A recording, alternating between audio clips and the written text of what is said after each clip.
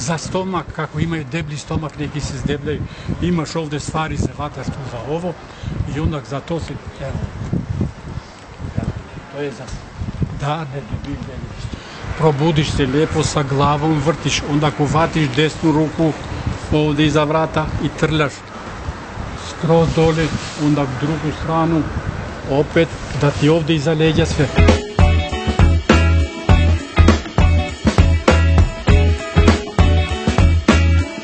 Onda ako ovo masiraš, da masiraš se ovdje telo kompletno, onda ovo vježbaš, legni, diži se, ovo, ono, onda ovo,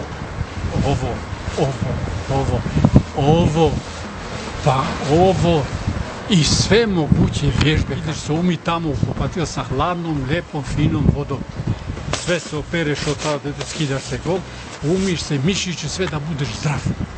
I tu ne postoji niti bolest, niti gripe, ništa.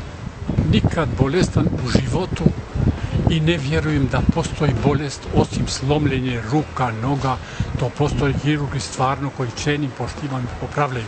Ako te srce boli, pa protrči negdje 100 metra će ti proraditi, drugčije radi srce.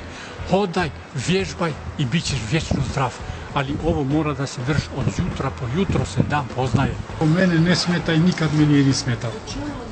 Ni vrućina, ni hladnoća, ni kiša, ni snijeg. Ništa. Kavi, bakcili znaju gdje da idu. Kod mene nema što da traži.